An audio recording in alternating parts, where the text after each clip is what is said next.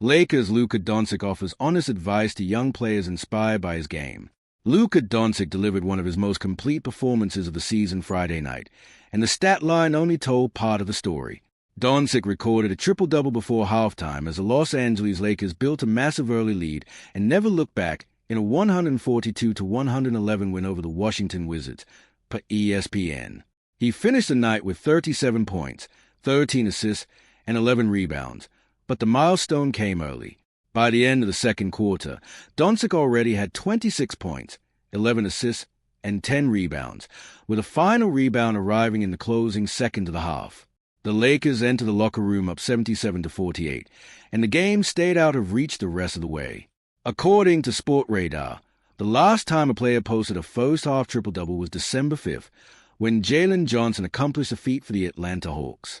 The night also featured moments from across the roster. LeBron James scored 20 points and energized the crowd with multiple dunks, including a left-handed alley-oop in the first half. Fans later chanted for his son to enter the game, and Bronny James eventually checked in late in the fourth quarter and finished a breakaway dunk of his own. Luka's message after the statement performance after the win. Doncic was asked about the growing number of young players who study his game and try to model themselves after his style. His response focused less on skill and more on mindset.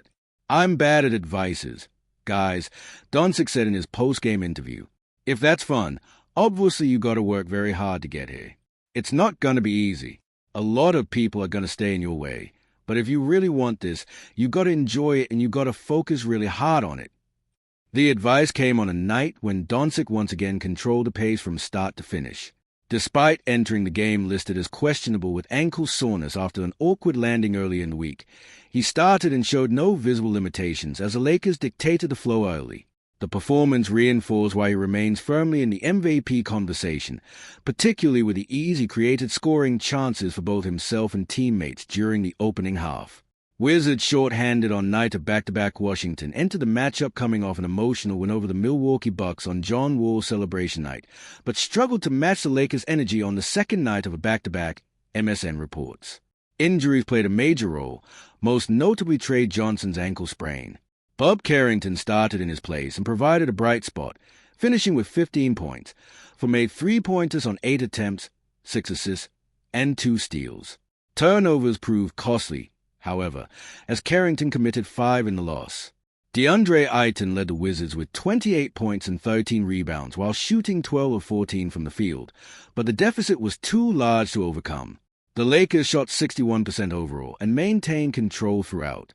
With Austin Reeves still sidelined due to a calf injury, the Lakers leaned heavily on Doncic's playmaking, and he delivered early, then coasted late. The result was a dominant win paired with a simple message for the next generation: enjoy the grind, stay focused, and understand the work it takes to reach this level.